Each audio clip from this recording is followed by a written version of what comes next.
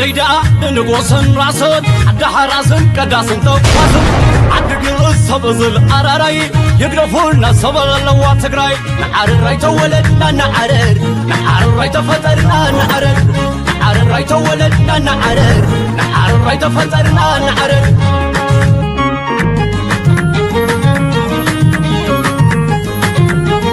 سلام طيني هبلنا كبرات خطاتلتي تግራይ ሚድያ ኔትወርክ ጀነራላት ትግራይ ኣብ ኣኼባ ከም ዘለው ይግለጽ ኣሎም 4 ኣዘዝቲ ኣርሚ ጀነራላት ውን ቡቶም ብፕሬዝደንት ግዚያዊ ምምሕዳር ትግራይ ኣይተ ጌታቸው ረዳ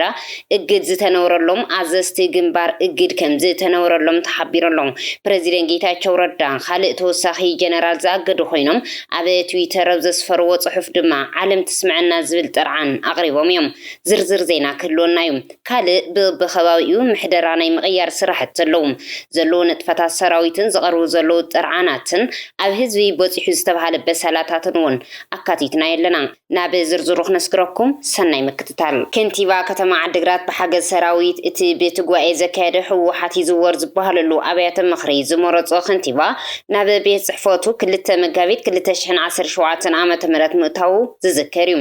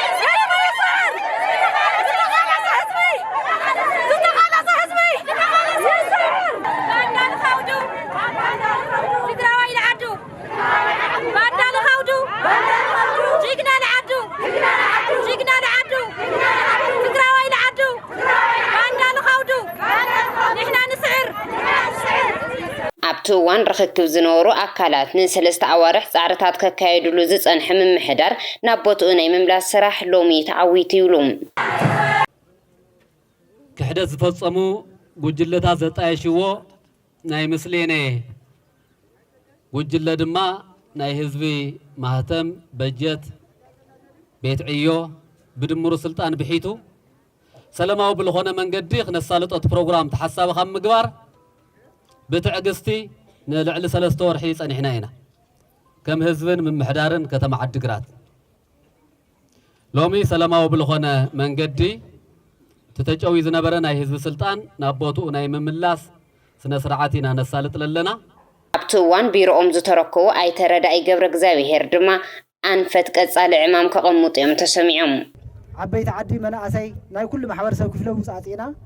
تخون صرح زغبانا تهزب يحبرلنا بستحبرنا مسرتنا بسرحنا اتو نحنا وم تزي سرحنا خمت مسلينا تبنكرنا خم نوص نفلتينا زي انا يتهزبيا تمسلينا طرح يكون نزوص زي يسرح كله يوصي سلازي كنسرح لنا نزي ادما بتغبارينا نملس امبر حزب مزراو تملس يكونتن بمسرته ግን حزون تقالسنا قصال እዩ ያው ببزح መልክዑ بدحريت مغارجا ኮይኖም ዝቃለሱ ዝነበሩ ነትኹነታት ክቅይሩ ዝቃለሱ ዝነበሩ ትኹነታት ናብ ዘይቆጻጸርዎ ነገር ይኸይድ ከም ዘሎ ናብ ቅድሚት ስክሪን ወጽኦም ዓው ዝበሉ ብዙሕ መድረኻት ፈጢሮም ዘደናገሩ ግዜ ስለ ዝወሰድና ልክዕ ብዝወሰድናዮ ግዜ ትጽሩይን ትጉርድን ተፈልዩ እዩ ሕዚ ብዙሕ ዝደናገር የለን ዝተወሰነ ምድንጋር ክህሉ ይኽእል እዩ بفلاي من سي سرح سرحنا خنم صوص غبانا لو طخم زلو نحنا ونرداينا مدنغار يكونن ربحاون زغودل سلازلو سلازي خنسرح زغبانا سرح سرحنا نممصا زخلنا عدل رخيبنا لنا حزي تبحو زبت عنا وجل حزي بقالع سفليت اولو زولو اي ترداي غبر እግዚአብሔር እዚ ድማ ሁሉ በበخباويو ክቃለሶ ህዝቢ ሞሊኡ ናይ ክሕደት ወጅለ ምዃኑ ክነቅሐልን ኣለዎ ኢሎም ናይ ምልኪ ናይ ብተና ናይ ብሄራዊ ክሕደት أجندة حزب يسرح الليلنا زغمتنا يو حزنا وجاف بسيحو بب صبحيتو بب ساعته أجندة نمهب كل جزيفتن مرعت عيننا شغالنا شغالي يخيد الله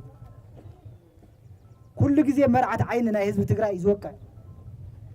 تروحوا رحيلي أفتى مرعت عيني يزوقع قدم كبل ودوحوا حتى فريسو كل نجار كبكعي لحسيو أو ودوحوا حتى رواريبو حزبي أبال كل تراواريو قواي خكايد غيرو نافت حزب احنا يزلنا درجه خنبصح غيرو تمختون وعين زحلن حزن هاو دفعنا اتو فصيمو افتا مختب زنبرت لك تاناي قوايناون كما غيرو كايدو نافت حزب احنا يلنا درجه وصحنا حزدما تقجله تاقواي مستخايدت حوحات برك تكل مسجمره تاناي مودعتانا حزب تግራይ دفع ناي تجينا سراوي تግራይ دفع خفرس أبزي ملكته أبزي داسو كان مريحنة جميرو لما أنت وردكوها لما أنت شمتها وكوها ناولا يعلي حدر الله تمالو ريخم تغنيهم تهز بدفئو من محدار يأتو سرحي سرح خمزة لسلز تردأ نزي عادو خانت عنك فيلو تهز بتجنقو بكا رؤسو دنينو خبكي كحزن سلز حسبه نتم جاقانو سلست معراف مريحم نتحزب احنا يدو زلنا درجة خنبصح زغورو سب جاقانو سلست معراف انا مرصه نخلهم زي كونس نعاي زي يدقفن منيو مس حزب تግራይ ጠጠው ዝበለ መንዩ መኸተና حليفنا ينهبن ዝበለ መንዩ بزبل መበገሲ ኣብ ልዕሊኦም ወፍሪ ዘመተይ ይገብረሎ ተግባራዊ ዝኸውን ዋላ እንተ ዘይኮነ ትሕማቅ ተግባሩ ግን ህዝብ ክዕዘቦ ክርድኦ ይግባእ ግን ግብረ መልሱን ክረክብ ኣለዎ እዚ ጉጅለ እዚ ንዓና ይመርሐና ኢልና ውፂና ኢና ብናይ ብልጽግና ሓይሊ ዝቕጽል ዘሎ بناي بلصقنا حيلي حبيرنا توعيلنا بوعلنا مسرت زي دلنا ينلقق إلنا يو حبيرنا نلقق إلنا أيلقق نشجع ولكم إلنا نسوون نايت شجع ولكم زولا أكل تزاز تقبلوا شجع بلنا له شجع موالد راح زي كونس تم قال أوت ستت لهم كأتول زهول عدل نممشيشاو أفتق عند حيلي أفتق عند عقم ناي سراويت يربار ولا قدم كل بستفل عليه من قد خبتن فتينو أب سودان زلوا بزي زلوا زمتشا غيرو وفر غيرو ده حرد ما أي فنكل المسملة تمنى سيو نبوتو مسحازة حزد ما بلا علي دبدابي بمبتان ياو كوتنا ناي فتنا له كنتو ولا انتو خانه تفتنوا كن ناي تكي غورو ما بقاس مخانو بدن بمرأي أدلايو تمالي سمعهم تخونكم كعلامة أي جبر نيرو بستخ على متن حوحات بستخ على متن حقاو بيت مخرز مرص من محدار نام سلطان كيمت يخسر رحيلو لعل خلت عمت جزيجن ناي تفانا قلت أجندة يقولون ناي ስነ ልቦና አጀንዳ ይውልን ናይ ዳግመ ህንጸት አጀንዳ ይውልን መሬት ናይ መምላስ አጀንዳ ይውልን የግዳስ ውሽጢ ዝሸይጥ ካሕዳም ብሔራዊ ክሕደት ዝፈጸመ ሓይሊ ኢልና ቅሚጥና ኢና ያው ንሱ ግልጽ እናኾነ ይመጸሎ ከምኡ እንተ ዘይኸውን ተፈትሒ ማሃለወ ፀገም ስለዚ ብቅልጽምና ንዘምጻናዮ ዓወት እውን ዝምንጥል ሰሪሕና ናብ ቅድሚት ክንመጽእ እናተገበአና ንዕኡ ዘባኽን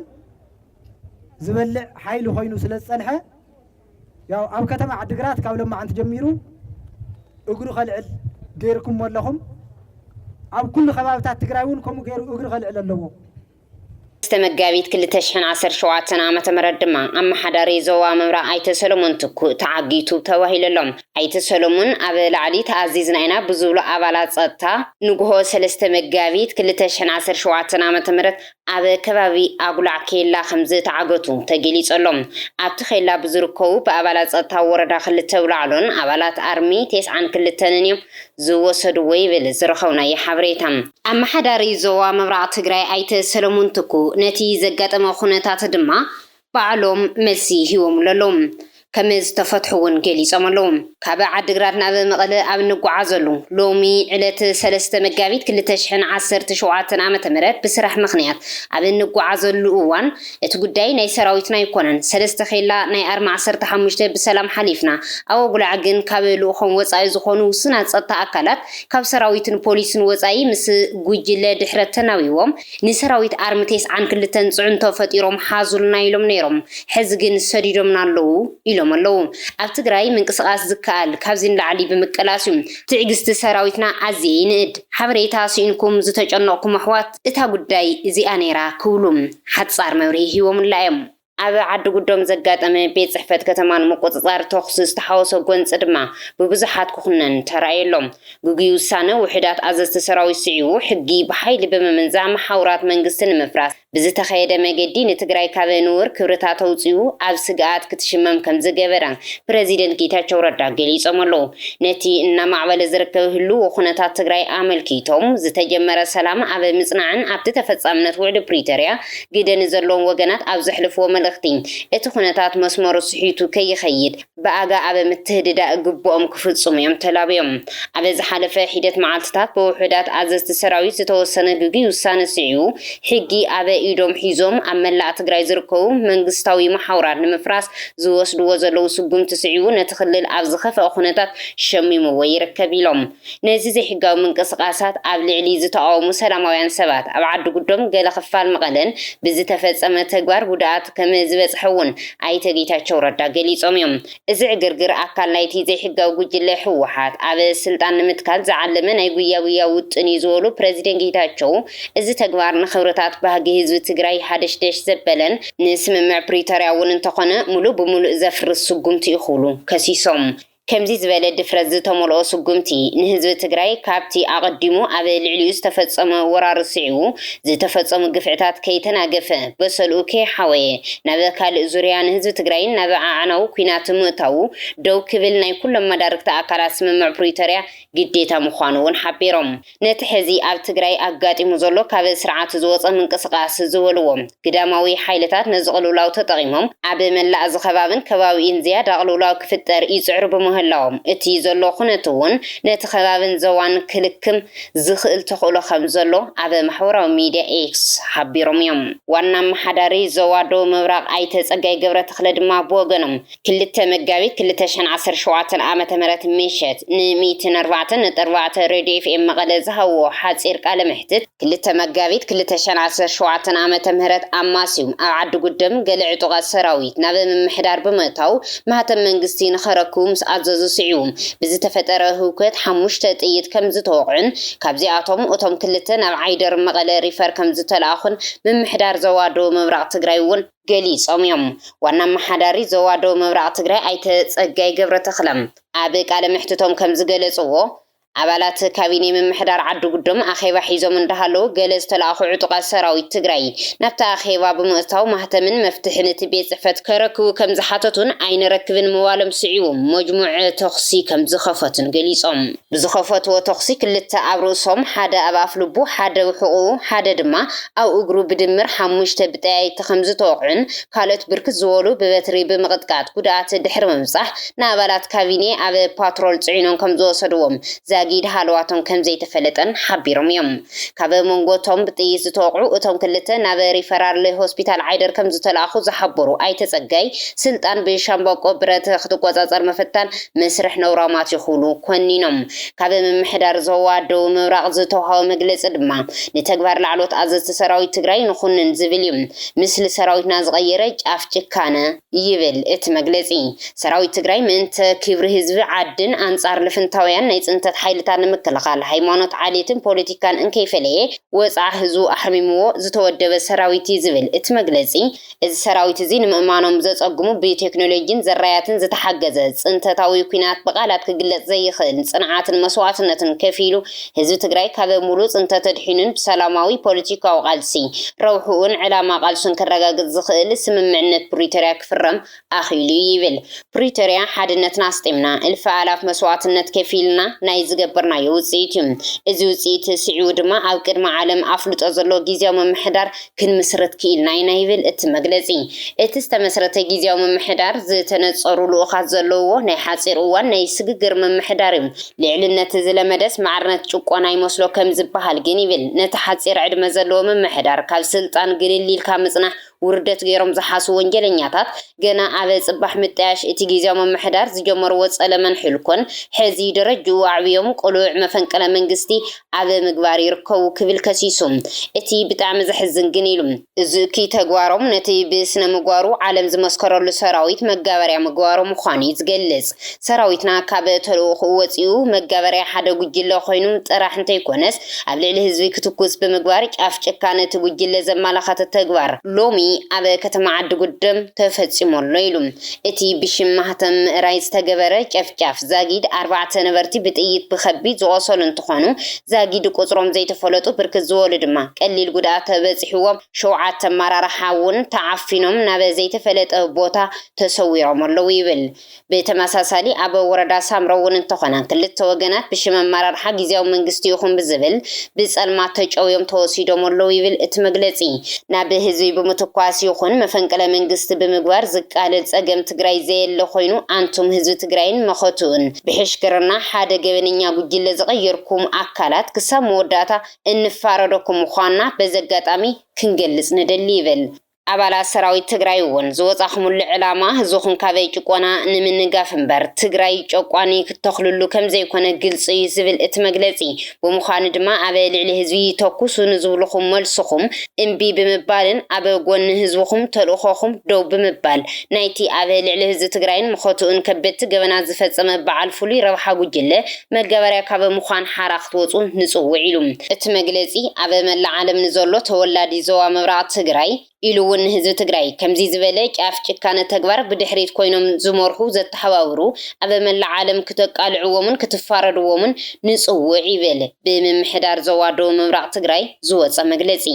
ቢቢሲ ካብ ዞባታት ማእኸልን ምብራቕን ከምኡውን ምምሕዳር ከተማ መቐለ ኣብዚ ጉዳይ ውልቀ ሰባት ኣዘራሪበ ኢሉ ጸብጻብ ዘርጊሕሎ መራሕቶም ዳግም ናብ ዓዘቕቲ ኩናት ከየእትውዎም ይሰጉ ይብል ጸብጻብ ቢቢሲ ነበርቲ ከተማ ዓዲግራት መቐለን ካልኦት ከባቢታት ሃለቕቲ ነገራት ብበዝሒ ብምዕዳግ ምዝባዕ ዋጋታት ናይ ስምዒት ምርባሽ ይስተውዓል ከም ዘሎ ካብቲ ከባቢ ሓበሬታ ረኺበ ይብል ኣብርሃም ዝተባሃለ መንእሰይ ነባራይ ከተማ ዓዲግራት ይብል ቢቢሲ ኣርሚ 15 ኮር 151 ሚሊሻታት ተመዛበልትን ዝርከብዎም ኣካላት ንቤት ጽሕፈት ከንቲባ እታ ከተማ ክቆጻጸሩ ብዓይኒ ርኢ ከም ዝበሉ እዩ ኣስፊሩ ዘሎ ኣብታ ከተማ ሙሉእ ንሙሉእ ወተሃደራዊ ምንቅስቓሳት ምህላው ዝገልጽ ኣብርሃም ኮማንድ ፖስት ዝተኣወጀ ዝመስል ካብቲ ማሊ ጀሚሩ ብጣዕሚ ሓያል ዝበሃል ወተሃደራዊ ምንቅስቃስ እዩ ዘሎ ክብል ንቢቢሲ ሓቢሮሎም እዚ ኩነታት ኣብ ልዕሊ ሲቪላውያን ራዕዲ ከም ዝፈጠረ ብምግላጽ እቶም ዝውሰዱ ዘለው ስጉምትታት ንስምምዕ ፕሪቶሪያ ብዕሊ ዘፍርሱ እዮም ኢሉ ከም ዝኣምን ጠቒሱ እዩ ነዚ ሲዒቡ ድማ መንግስቲ ፌደራል ዝደልዩ ዓይነት ስጉምቲ ክወስድ ይኽእል እዩ እናተኸታተለውን ቀኒ እዩ ድሮናት ኣብ ትግራይ ክንቀሳቐሳ ቀኒየን እዚ ነቲ ምስ ኤርትራ ዘሎ ምፍጣጥዩ እናመሰለና ቀኒ ሕዚ ብዘሎ ወድዓዊ ኩነታት ግን እቲ ኩነታት ጸጥታ ትግራይ ይከታተል ከም ዘሎ እዩ ዝስምዓና ኢሉ ኣብ ዞባ ማእከል ዝነብር ሓረስታይ ካሕሳይ ብወገኑ እቶም ህልዊ ምዕባለታት ቅሳነት ከም ዝኸልእዎ እዩ ዝገልጽ ስልጣን ብምሃብን ብምሕዳግን ኣብ ብርክ ዝበሉ ኣብያተ ጽሕፈት ወረዳታትን ዕግርግር ከም ዝቐነየ ዝገልጽ ኣይተ ካሕሳይ ገለ ሰራሕተኛታት እውን ደሞዝ ተኣጊዶም ከም ዝጸንሑ ገሊጹ እዩ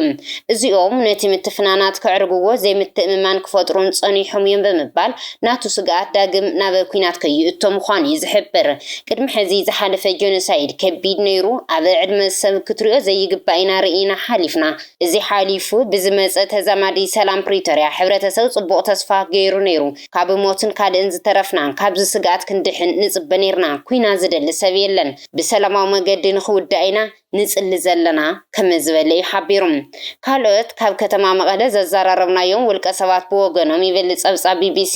ምንቅስቃሳት እታ ከተማ ንውር እኳ እንተሃለዎ ስምዒቶም ተረብሹ ከም ዘሎኦም ገሊጾም ሽማ ከይትጠቅስ ዝሓተትናያ ነባሪት ኢሉ ቢቢሲ ዘውፅእ ሓበሬታ ዋላ ሓደ ቃሕ ዝብል ነገር የለን ዋጋ ዕዳጋታት ወሲኹ ቀኒ እዩ ሰብ ኣብ ገጹ ጭንቂ ጥራይ ዝንበብ እዚ ኩነታት ንዓይ ዳግም ናብ መውፅእን መእተውን ናብ ዘይብሉ ዕፅዋ ከየእትወና እየ ዝሰጊ ኢላ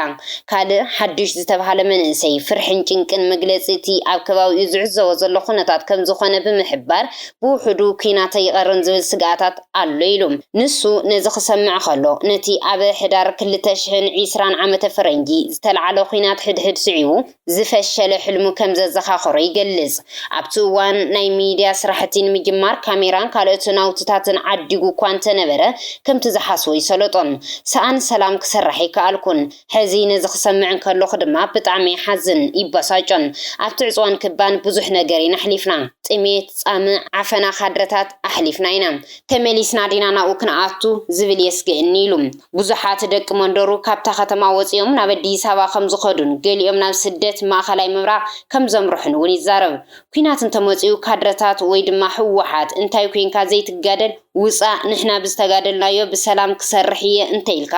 ክንርኤካ ኢና ዝብል ምፍራርሓት እዩ ክመፀና ሕዚ ተመሊስና ዲና ናብቲ ብካድረታት ዝበፅሐና ዝነበረ ዓፈና ክንኣቱ መሓዙተይ ነዚታት ኣሰኪፍዎም ወፂኦም ከይዶም እዮም ይብል እቶም ወሃው ትርኢቶም ሕዚ እቲ ክልል ዓውደ ውግእ ክኸውን የብሉን ዝብል እምነት ከም ዘለዎም እዮም ገሊፆም ብናይ ባዕልና ጥፍኣት ክንውቃዕ ኢና ተዳሊና ዘለና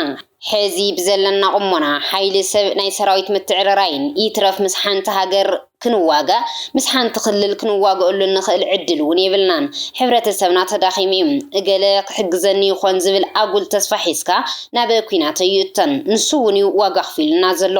ነዚታት ገዲፍካ ናብ ፖለቲካዊ ፍትሕ ክእተለዎ ክብል ኣብርሃም እውን ርእይቱ ይሂቡ እቲ ንክልተ ዓመታት ዝተኻየደ ኩናት ትግራይ ሚልዮናት ካብ ቤት ንብረቶም ክመዛወሉ ተጸበይቲ ረድኤት ክኾኑን ክገብርን ከሎ ኣብ ዝሓለፉ 10 ዓመታት ኣብ ዓለም ካብ ዝተርኣዩ ደማዊ ጎንፅታት ሓደ ኮይኑ ተመዝጊቢ ይብል ጸብጻብ ቢቢሲ ብኻልእ ገጽ እውን ውሕዳት ዘይባሃሉ ተጋሩ ነቲ ኣብ ትግራይ በትጉባኤ ዘካየደ ህወሓት ዝግበር ዘሎ ብሓይሊ ሰራዊት ዝተሓገዘ ምትዕርራይ ስልጣን ንሕቶታት ህዝቢ ትግራይ ዝምልስ ንውሕስና ህዝቢ ትግራይ ዝሓሸ መገዲ ዝብል ሓሳባት ዝዝርግሑ ኣለው እዮም ብሶኒ ሓደ መጋቢት 2017 ዓመተ ምህረት ሰለስተ ፍሉጣት ኣዘዝቲ ጀነራላት ግንባር ዝኾኑ ፕሬዚደንት ጊዜያዊ ምምሕዳር ትግራይ ከም ዝኣገድዎም ዝፍለጥ እዩ ሰሉስ ምሸት እውን ራብዓይ ኣዛዚ ከም ዘሰናወቱ ተገሊጸሎም ኣይተ ጌታቸው ረዳ ኣብቲ 2 መጋቢት 2017 ዓመተ ምህረት ዘውፅዎ ቅሉዕ ደብዳቤ ጀነራል ፍስሓ ኪዳኑ ፋንታ ዝተባሃለ ኣባል ቢሮ ጸጥታን ሰላምን ትግራይ ካብ ዝነበሮ ምድብ ሓላፍነት ከም ዝተልዓለ ዝጠቅስ እዩ ውሕዳት አባላት ሓደ ጃንዳ መኮንናት ሕጊ ብምጥሓስ ኣብ መላእ ትግራይ ማሕበራት መንግስቲ ንምፍራስ ዘይቁኑዕ ውሳነ ይወስዱ ከም ዘለውን ብተደጋጋሚ ክገልጹ ጸኒሖም እዮም። ኣብ ሓስቲ ስምምዕ ፕሪቶርያ እቲ ኩነታት ናብ ዝኸፍአ ግጭት ከይኣረገን ከሎ ንስጉምቲ ናይቶም ኣዘዝቲ ሰራዊት ደው ከብሉ ምጽውዖም እውን ዝፍለጥ ኮይኑ እቶም ኣዘዝቲ ሰራዊት ኣብ ትግራይ ዕግርግር ንምፍጣር ይንቀሳቐሱ ኣለዉ ብዝብል ዘሰናወትዎም ከም ዝኾኑ እውን ገሊጾም እዮም። እንተኾነ ግን ብዶክተር ደብረጽዮን ገብረሚካኤል ዝምራሕ ህወሓት እቲ ንላዕሎት ኣዘዝቲ ንምእጋድ ዝተወሰደ ውሳነ ተቐባልነት የብሉን ብምባል ነፂጎሞ ከም ዘለዉ ምፅብፃብና ዝዝከር እዩ። ሓደ መጋቢት 2017 ዓመተ ምህረት ናብ ክልተ መጋቢት ኣብ ዘውግሕ ለይቲ 8 ሰዓት ዘውፀ መግለፂ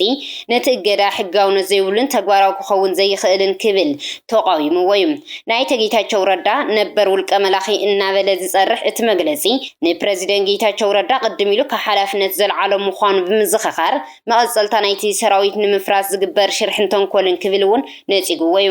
ጊዜያዊ መምሕዳርን ብዶክተር ደብረጽዮን ዝምራሕ ህወሓትን ነንባዕሎም ኣፍልጦ ካብ ዝከላሉ ጸኒሖም እዮም። 3 መጋቢት 2017 ዓመተ ምህረት ድማ ግንባር ኣዘዝትን ኣመራርሓ ሰራዊትን ኣብ ከተማ መቐለ ኣኼባ ይቕጽሉ ከም ዘለዉ ተገሊጹ እዩ። 2 መጋቢት 2017 ዓመተ ምህረት እውን ኣኼባ ዝነበሮን ኮይኑ 4 ኣዘዝቲ ኣርምታት ከም ዝኣገዱን ተሓቢሮሎም። ጀነራል ጉዕሽ ገብረ ኣዛዚ ኣርሚ 15፣ ጀነራል ወዲ ኣባተ ኣዛዚ ኣርሚ 44፣ ጀነራል ከበደ ፍቃዱ ኣዛዚ ኣርሚ 22፣ ጀነራል ገብረ እግዚአብሔር በየነ ወይ ድማ ወደን ጥሩ ኣዛዚ ኣርሚ 50 ምዃኖም ተገሊጹ እዩ። ናይ 3 መጋቢት 2017 ዓመተ ምህረት ኣጀንዳኦም ምስ ፌደራል ንዝህሉ ግጥም ኣብ ምድላው ዝጠመተ ምዃኑ እውን ይሕበረሎም። ክቡራት ተኸታተልቲ ትግራይ ሚድያ ኔትወርክ ንሰዓት ዘዳለናልኩም እዋናዊ ዛዕባ ነዚ ይመስል ነይሩ። ምሳና ንዝነበረኩም ጻንሒት ካብ ልቢ ነመስግን። ንኹልኹም በብዘለኹም ወሰላም ክኾነልኩም ንምና عديدا نقوسن راسن عدحراسن قداسن توقاسن عدقل الصبزل أراراي يقرفولنا صبغ اللوات تقراي نحار الرايت ولدنا نعرر نحار الرايت فترنا نعرر نحار الرايت ولدنا نعرر نحار الرايت فترنا نعرر